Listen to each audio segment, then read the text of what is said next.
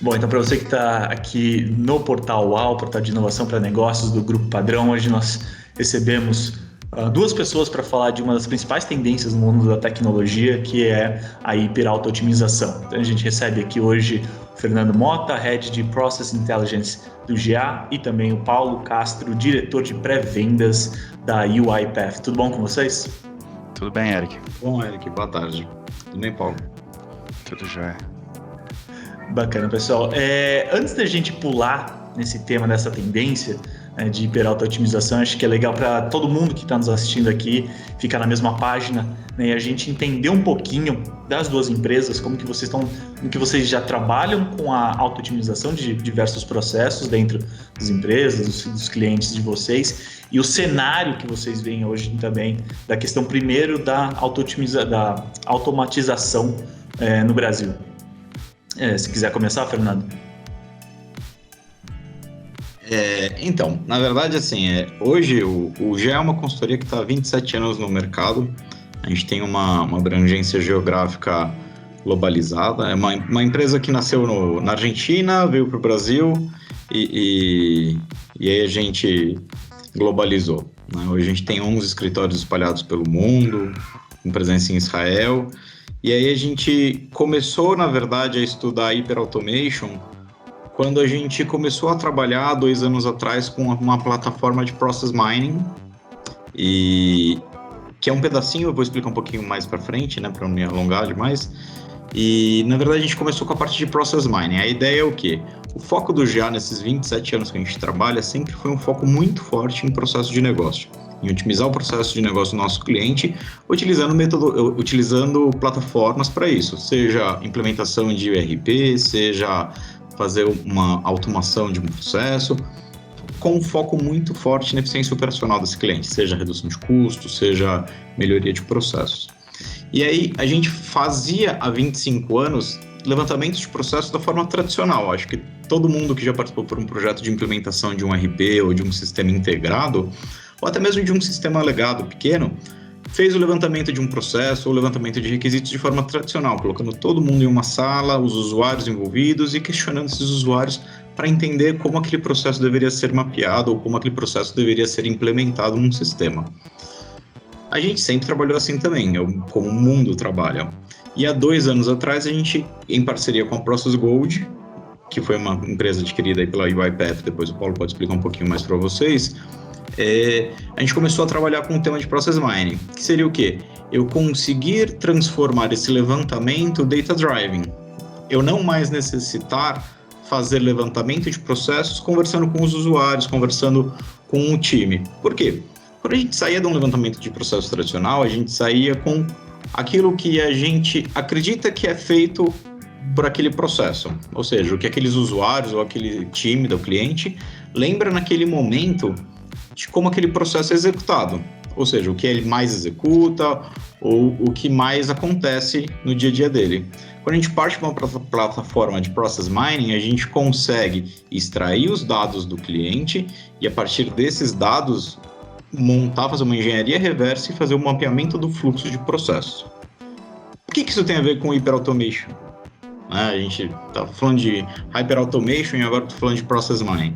Na verdade, Process Mining é o primeiro passo que a gente faz quando a gente fala de Hyperautomation. Por quê? Eu não vou automatizar minha empresa inteira. Eu não vou dispensar 100% dos meus funcionários e colocar robô para fazer tudo.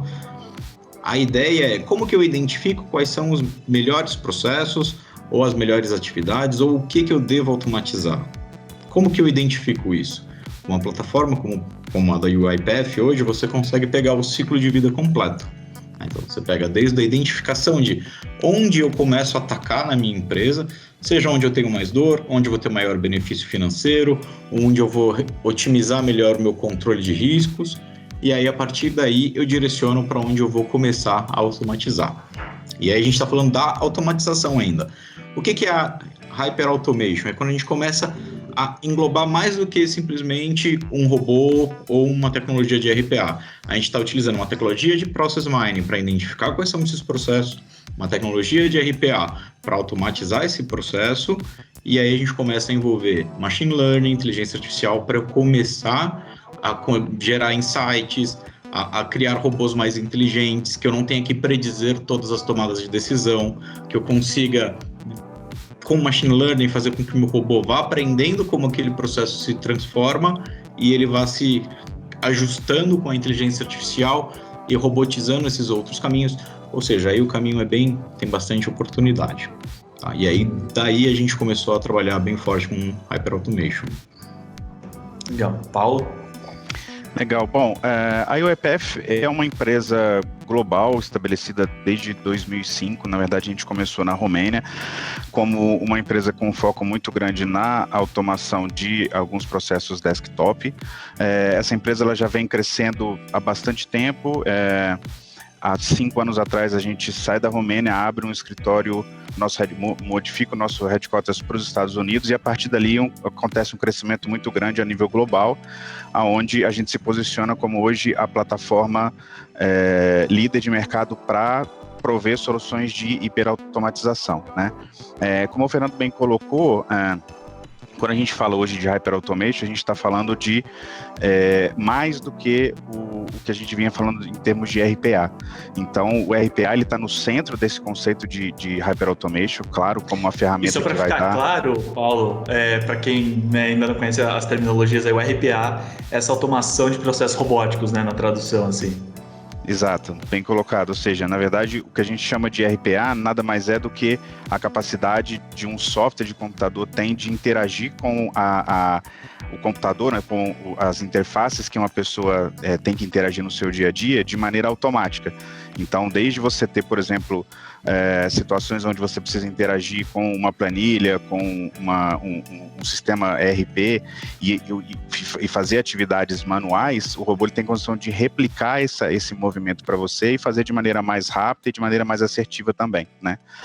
Então, à medida que você tem a necessidade de construir processos automatizados utilizando essa plataforma, o Hyperautomation vem para dar um pouco mais de musculatura, vamos dizer assim, ao robô e trazer características novas que o robô vai aprendendo ao longo do tempo e vai conseguindo fazer atividades cada vez mais complexas, vamos dizer assim, né? Normalmente, quando a gente fala num ciclo completo de Hyperautomation, a gente tem desde a parte inicial, que é justamente como é que eu descubro quais processos são melhores candidatos para serem automatizados. E aí a gente tem basicamente dois grandes caminhos, né? Um deles é exatamente o Process Mining, que vai dar essa abordagem mais metodológica, mais científica em entender como os processos vão sendo executados e a partir dali identificar oportunidades de melhoria ou oportunidades de automação, mas também utilizando ferramentas que a gente chama de coleta coletiva, né? de informações, como para que você possa fazer com que os próprios funcionários interajam e promovam ideias para estar sendo levadas para as equipes automatizarem.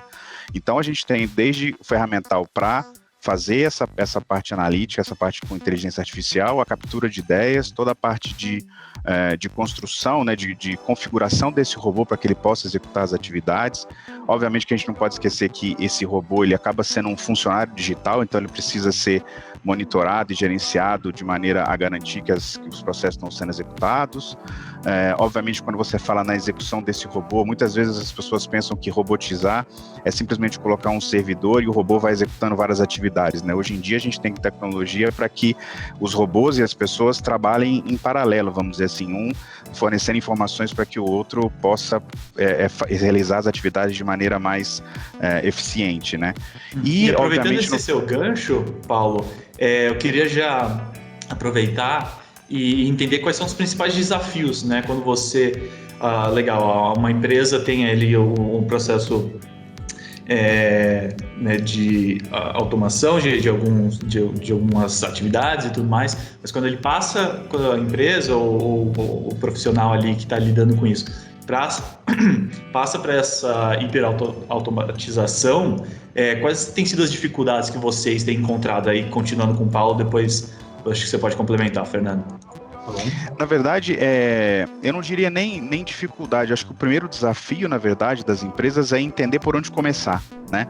Normalmente as empresas têm ouvido falar de automação, sabe dos benefícios que uma ferramenta dessa pode trazer, mas a primeira dúvida sempre é, mas por onde eu começo, né? E aí é importante a gente entender que um processo, para ele ser automatizado, ele tem algumas características que vão fazer com que ele fique mais ou menos complexo na hora que você vai, entre aspas, configurar o robô para executar para você, né?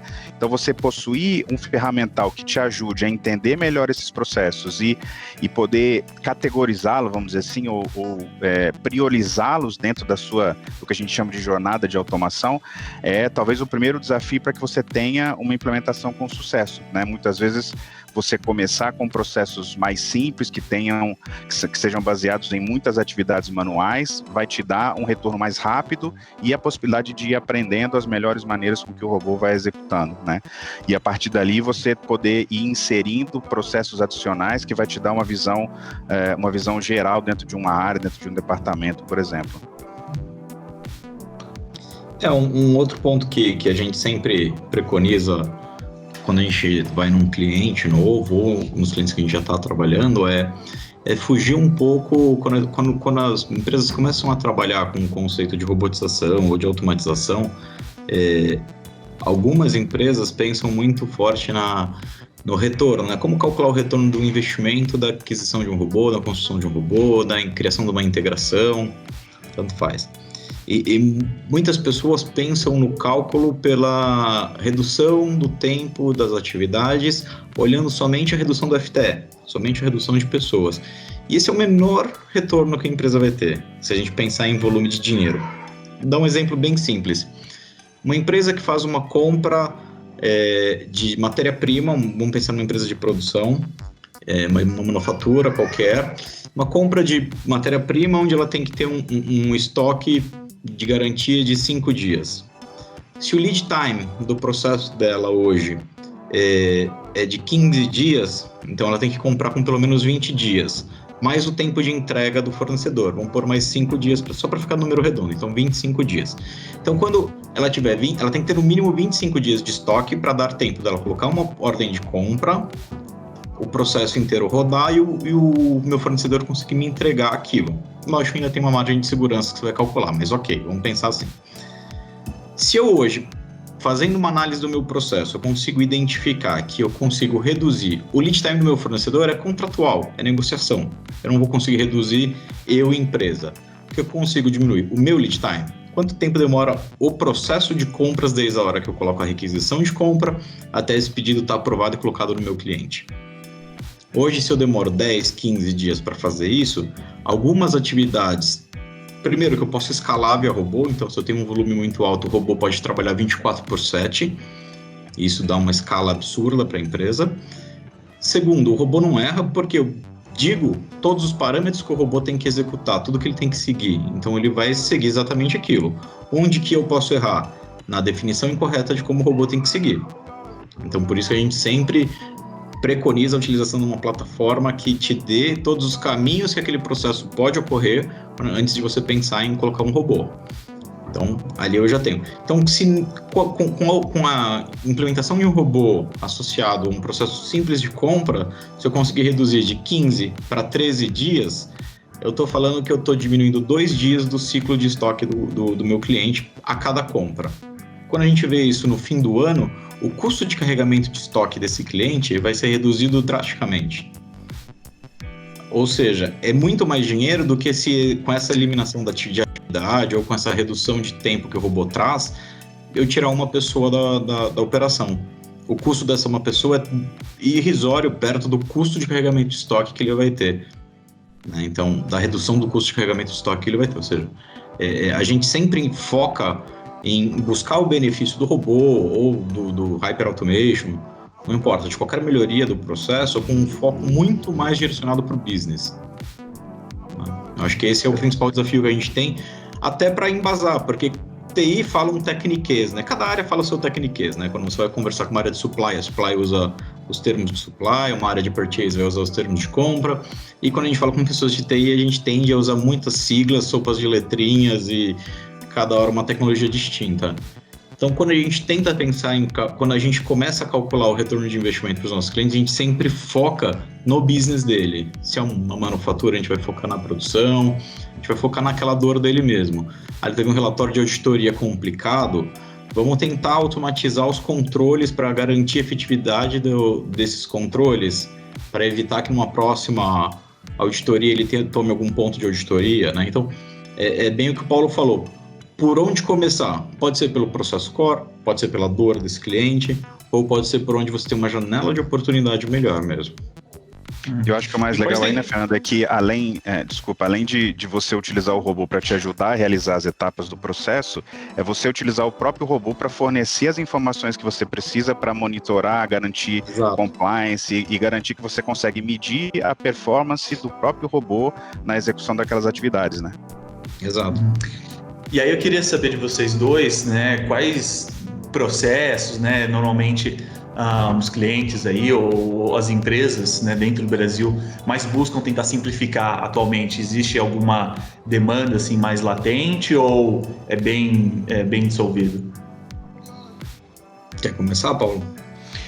Posso começar. Na verdade, é interessante, né? Porque quando toda empresa tem processo, né? E qualquer tipo de indústria, hoje em dia, tem que lidar com uma quantidade de informações cada vez maior, sejam informações digitalizadas já ou informações em papel, né? Como desde notas fiscais, boletos, etc. Então, o que a gente tem visto é que, primeiro, é uma tecnologia que vem sendo aplicada em diferentes indústrias, né? Independente do grau de adoção de transformação digital que aquela indústria esteja passando, mas a gente observa sim algumas áreas dentro dessas indústrias onde normalmente as empresas começam. Então, normalmente a gente tem visto muitas jornadas de automação, começando pela área financeira, contabilidade, tanto na parte de você fazer validações de nota fiscal ou fazer eventualmente consolidação financeira e também bastante na área de RH, né? A gente lida com bastante documentos que precisam ser analisados, conferidos, e aí o robô pode ajudar a dar uma certa vazão nessa quantidade de atividades manuais, né? É bem legal porque é exato isso, né? A gente tem os dois estilos, né? Tem a empresa que está começando ainda a trabalhar com RPA ou com Hyper Automation e ela, igual a gente falou no começo, né? Acho que foi até o próprio Paulo que falou, né? De começar pequeno para ir aprendendo e definindo como que você vai trabalhar o seu Hyper Automation dentro da sua empresa, né?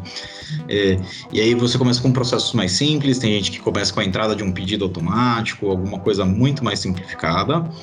Tem empresa que já tem uma dor maior, sei lá, ela tem Sarbanes-Oxley e ela tem que controlar melhor os riscos dela e aí ela já automatiza robôs para fazer os testes dos controles.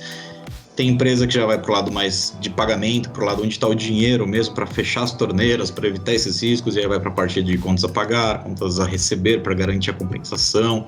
Então, assim, não tem um caso único. Eu sei que parece uma resposta tentando fugir da pergunta, mas cada caso é um caso mesmo, né? Tem empresas que já querem... É muito legal que eu, pelo menos, nunca participei de um projeto onde a gente já começou grande, né?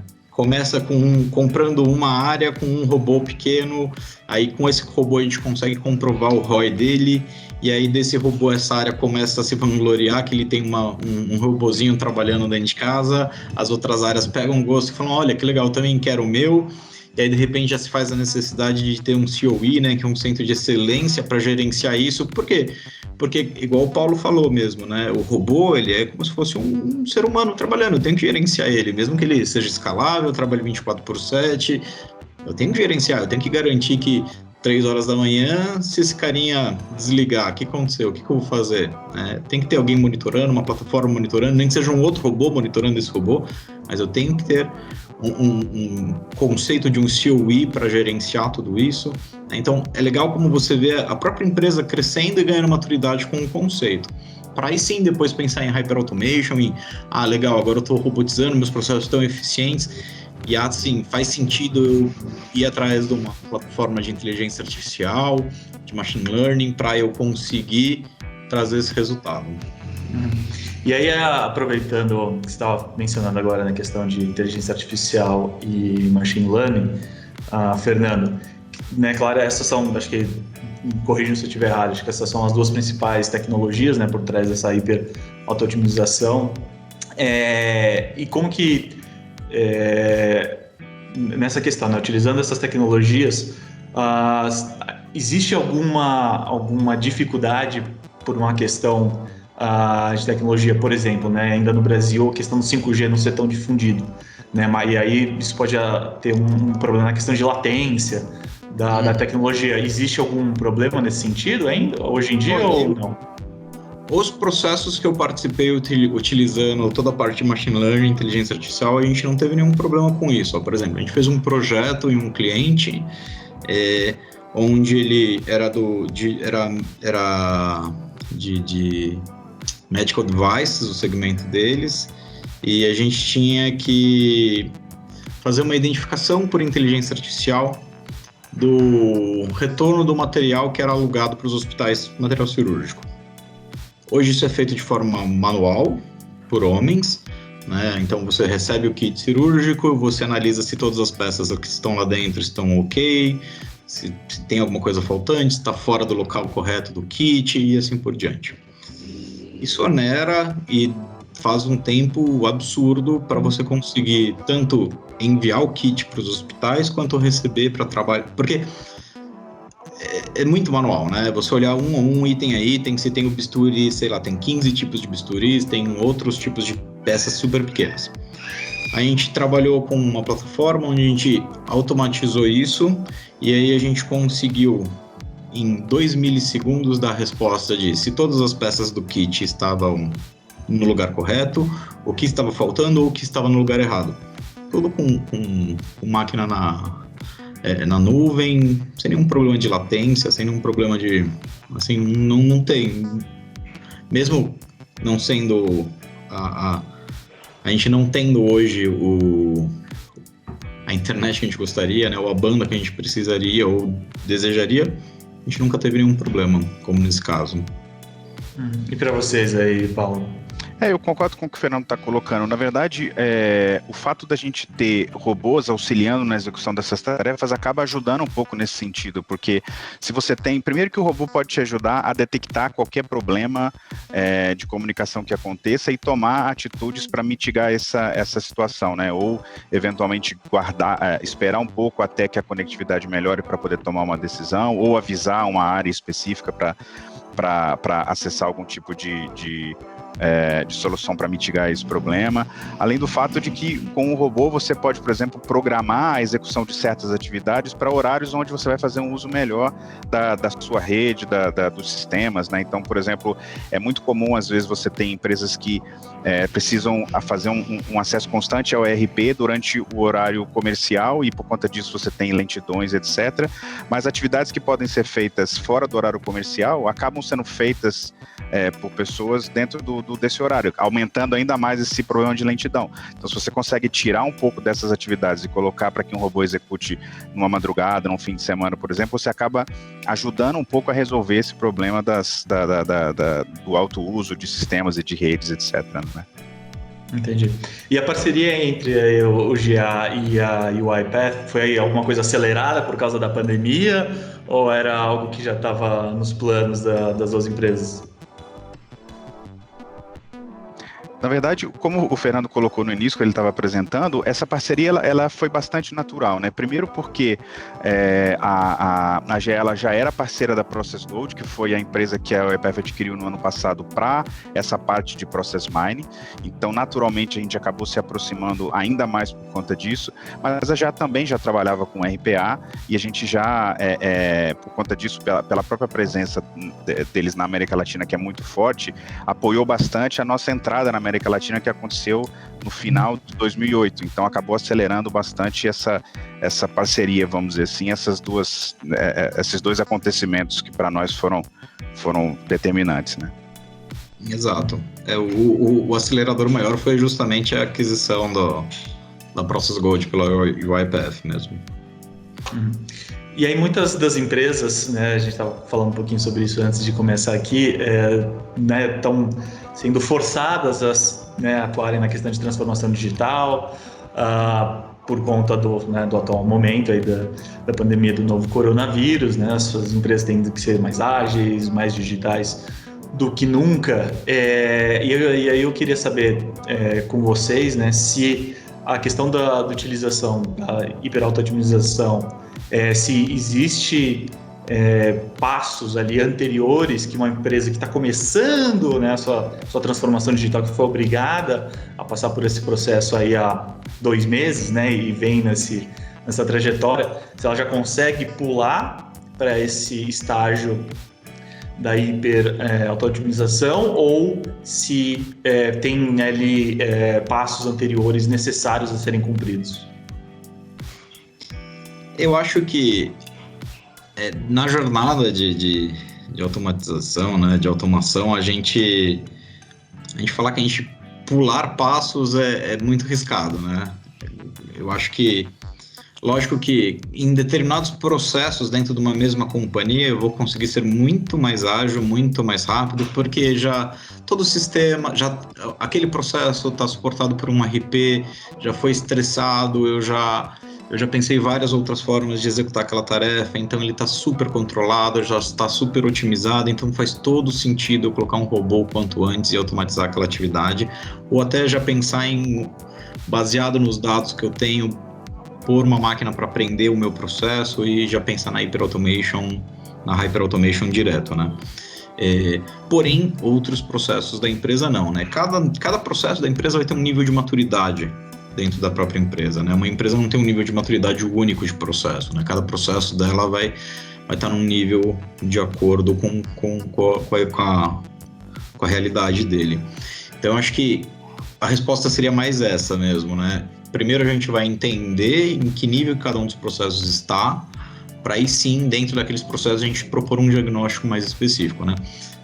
Outro exemplo, a gente está falando com um outro cliente há pouco tempo, é uma empresa multinacional, e aí a sede do Brasil deseja fazer alguns ajustes no RP, porém a matriz não permite que as subsidiárias elas não têm acesso a desenvolver nada dentro do seu RP.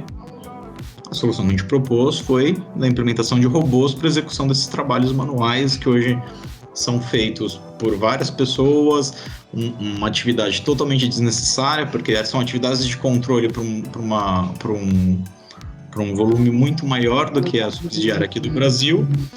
E aí, quando a gente olha na subsidiária do Brasil, que eu tenho um volume menor, eu tenho a mesma pessoa fazendo as 3, 4 atividades seguidas, mas eles não podem mudar por uma normativa da matriz, né?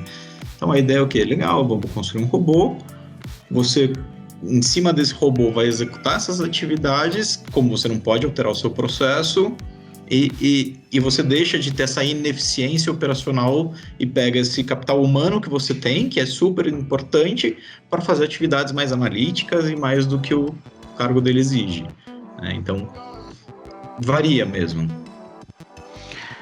Eu acho que, na verdade, um dos grandes benefícios da Hyperautomation é justamente dar essa agilidade para que as empresas possam tomar a decisão de por onde começar e como começar, né? Então, uma das coisas que a gente costuma dizer bastante no início da jornada é que, com as informações que você consegue coletar, seja através, né, do Process Mining, que vai te dar uma visão bastante estruturada de como seus processos estão acontecendo hoje, combinado com as próprias pessoas participando e identificando oportunidades de automação, você consegue criar o que a gente chama de um Automation Score, que basicamente vamos dizer assim, o quão pronto, entre aspas, aquele processo ou aquele conjunto de atividades está para ser automatizado. E a partir disso você consegue criar uma matriz de automatização, vamos dizer assim, onde você vai ter processos ou pedaços de processos que vão te dar um retorno rápido com uma complexidade menor, que é o que a gente chama de quick wins. Então você rapidamente consegue começar a sua jornada atacando esses quick wins para que você já consiga usar o próprio retorno desse investimento, como o Fernando comentou, comentou antes, como o que vai, a mola propulsora que vai fazendo com que os próximos projetos aconteçam, né? Sem ter que se preparar ou vamos dizer assim, construir algo muito complexo antes de começar. Então, acho que a grande novidade que a Hyper Automation vem trazer é essa possibilidade de você automatizar pequenos pedaços ou um conjunto de tarefas e ir fazendo melhorias contínuas para ir atingindo os seus objetivos ao longo do tempo, e não como algo que tenha que ser feito desde o início, né? Justamente para tirar essa complexidade inicial. Exato, e não precisa do projeto grande de 2 anos para chegar lá no fim para ter a Hyper Automation implementada. Não, é trabalhar com um conceito ágil, total e vai um processo contínuo, né? Exato. E apesar da automação, né, proporcionar a liberação de um tempo maior para as pessoas, né, poderem se desenvolver e trabalhar em outras atividades, né, mais complexas, vocês sentem algum medo ou alguma restrição dos colaboradores dentro dos clientes de vocês ainda com essa questão da automação, da automatização? Ô, Eric, é claro que sempre que você traz algo novo, isso gera um pouco de insegurança nas pessoas, né? Então é muito comum, a gente que trabalha muito com empresas que estão começando a sua jornada, a gente inclusive recomenda as empresas a fazerem alguns trabalhos de conscientização para mostrar o que é a tecnologia, né? Justamente para desmistificar um pouco essa imagem de que o robô veio para fazer o trabalho que eu fazia. Né? A grande verdade é exatamente o contrário. O robô ele vem para fazer as atividades que as pessoas não gostam de fazer, mas que tem que fazer como parte do dia a dia, e devolver algumas horas para que aquela pessoa possa talvez até mesmo fazer o que ela deveria fazer como parte do seu papel, vamos dizer assim, né?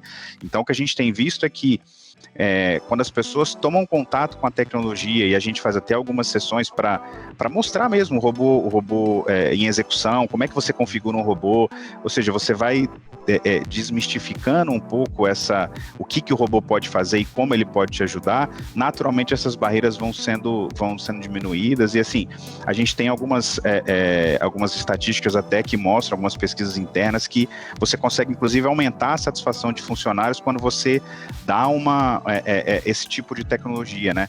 Existe um programa que a gente tem dentro da UEPF que a gente está levando para as empresas, que é um robô para cada pessoa.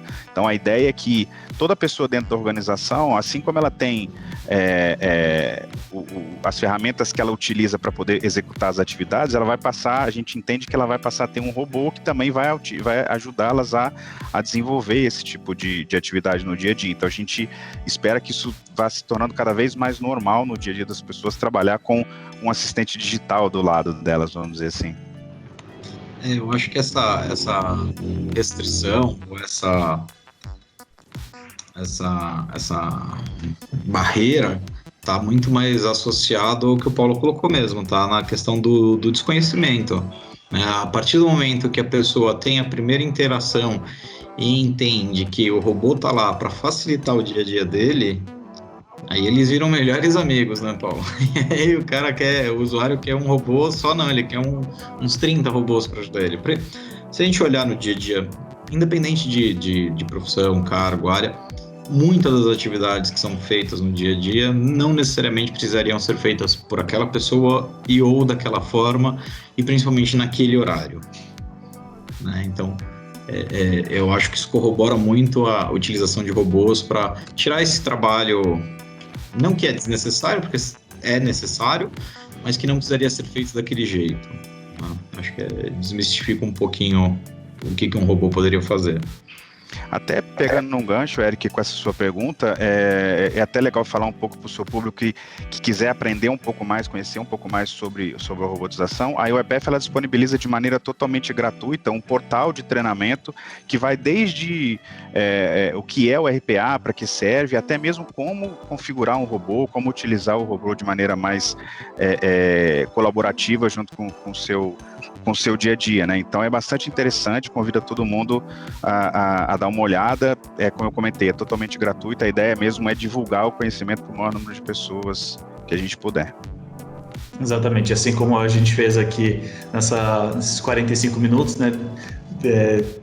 Proporcionar isso para quem está nos assistindo, desmistificar um pouco, né, deixar que todo mundo aí fique mais ou menos na mesma página e conheça, né, alguns benefícios, conheça os desafios também, porque existem, de uma dessas, né, principais tecnologias que tem aí, que segue como, né, vocês mesmos falaram, e o próprio Gartner lá aponta como uma das principais tendências aí dos próximos anos também. Então quero agradecer de novo a participação do Fernando Mota, que é Head de Process Intelligence do GA, e do Paulo Castro, diretor de pré-vendas da UiPath. Obrigado, pessoal. Se vocês quiserem complementar com mais alguma coisa. Não, no mais só agradecer o espaço mesmo, meu nome, em nome do GA. Obrigado ao Paulo, mais uma vez a UiPath sendo a nossa parceira aí, ajudando a gente aí no dia a dia. Obrigado. Eu também só agradecer aí a oportunidade e, como eu comentei, qualquer dúvida adicional, vocês podem procurar a gente, que a gente está aí para auxiliar.